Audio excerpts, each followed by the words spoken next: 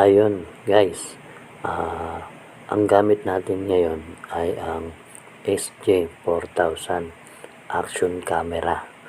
So guys, ginamit natin tong SJ4000 action camera upang maipakita ko sa inyo kung gaano kalinaw ang video nito, yung screen niya.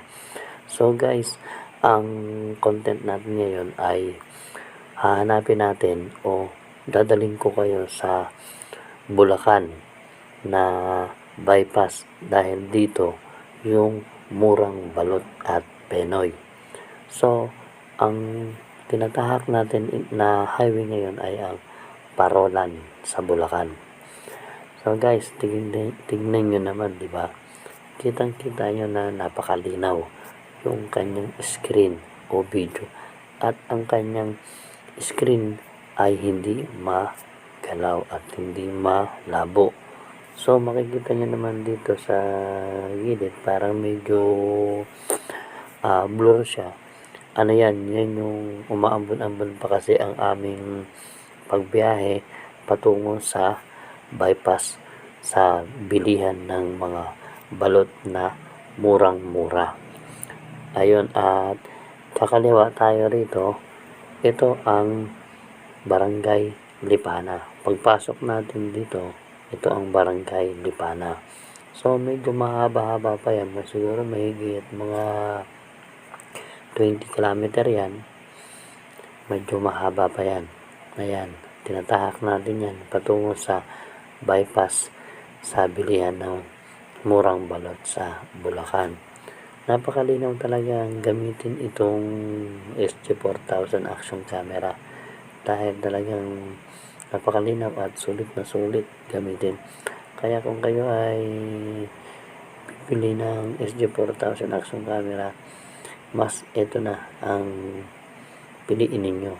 Quality talaga ang SJ4000. Ayan, at ito yung Barangay Lipana. Kung makikita ninyo, talagang bukid na bukid talaga to.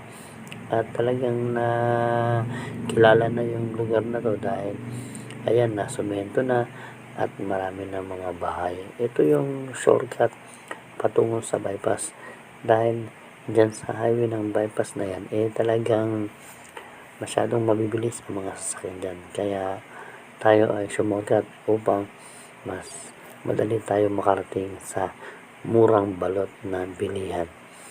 Ayun ang balot na yan. Ayun yung aking pinaghahanap buhayan. Bumibili ako dyan at itinitinda ko rin.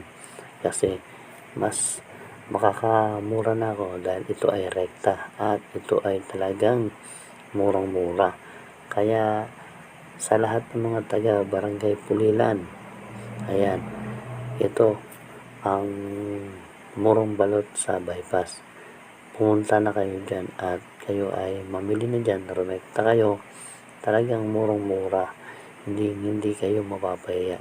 Kaya ano pang hinihintay ninyo at mapanood nyo lang ang video nito, tapusin ninyo hanggang sa dulo para makita ninyo kung magkano ba ang mga presyo ng bawat balot.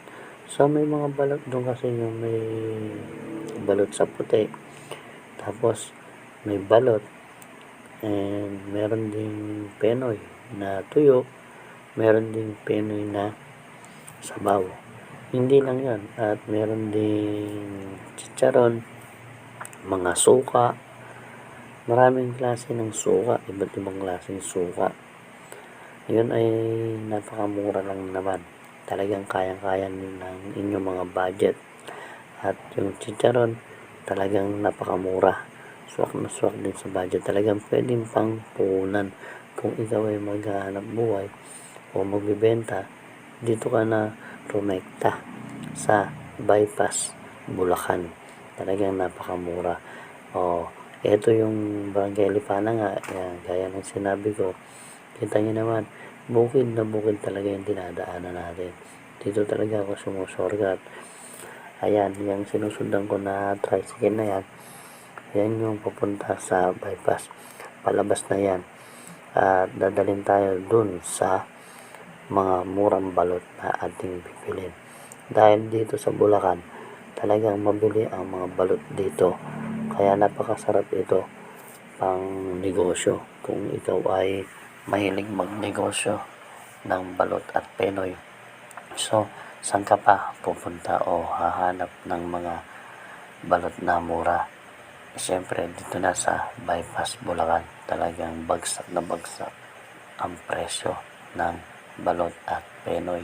Talagang kikita ka ng malaki kung ikaw ay marunong lang sa diskarte at hindi ka mahiyain at talagang masipag ka, sipag ang puhunan lang, talagang kikita ka ng balot. Ayan o, nasa patubig na tayo at itong dinadaanan natin baha dahil talagang naglabas ngayon ng tubig ang dam at lahat ng mga paligid natin sa mga bukid dyan may tubig dahil ito ay patubig at nandito yung mga palayan talaga. Makikita naman ninyo yung mga gilid ng mga dinadaanan natin, kaliwat kanan na yan, mga maraming damo at may mga bahay din, pero hindi naman sagad na sagad talaga sa gitna ng bukid. Ayan, at medyo malapit na tayo sa highway ng Bypass at konting-konti na lang at napakaganda talaga rito ng lugar dito. At kung pagmamasdan naman ninyo guys, talagang napakalinaw talaga ng video. Kita nyo naman, hindi siya blurred o hindi siya blur. Talagang malinaw talaga tignan. At ito yung patubig, dyan sa patubig na yan, marami talagang mga isda dyan. Nandiyan yung mga bulig, tilapia, marami ka rin mahuhuli. Talagang napakaganda dito sa Bulacan, talaga nandito lahat na pwede mong hanapin. At eto, tingnan nyo naman yung lupa na yan, kakaani lang ng mga palay dyan at binungkal ulit nila yan upang matamnan nila ng mga bini. Ganyan kasisipag ang mga tao dito sa Bulacan. At eto na, malapit na tayo. Ayan o, kitang-kita naman ninyo yung patubig at yung mga palayan doon ay wala na dahil hinarvest na yan. So, tingnan nyo ang patubig dito, napakalalim ng tubig, pero yan ay maraming isda dyan, mga bulik, tilapia.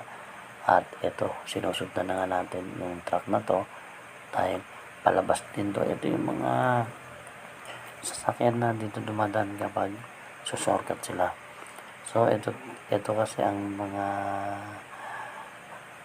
shortcut na talagang napaka shortcut, kaya abangan lang natin kung paano tayo makalabas dito sa Barangay Lipana ng maayos. At talagang abangan natin yung pagbili natin o para makita ninyo kung saan ba ang pinakamadaling daan patungo sa Bypass sa murang balutan. So guys, dyan sa Bypass na yan, sa dulo nitong kahaba ng highway na yan, sa tinatahak natin, pagkaliwa natin, merong mga balutan dyan yung 3 piraso na tumpok. So, wag na wag kayong bibili doon dahil napakadelikado yun, dahil yun yung mga bugok na o mabubulok na yon. Kaya bagsak presyo, murang-mura ang binibili. Pero dito sa binibili natin ay talagang hindi, dahil ito ay talagang pwesto. Talagang satisfied ka rito. Ayan guys, pagkaliwa natin yan dyan, malapit na tayo dun sa murang balot. Ayun, at nandito na tayo ngayon sa Jeans balutan dito sa Bypass. At kung makikita nyo ito, ayan o, napakalaki yung kanyang istante. Yan yung bilihan ng balutan, jeans, balot. Nasa gilid lang yan ng Bypass ng kalsada. At ito yung mga tindera, ayan, nakikita nyo naman, ang daming balot sa loob at mga chicharon.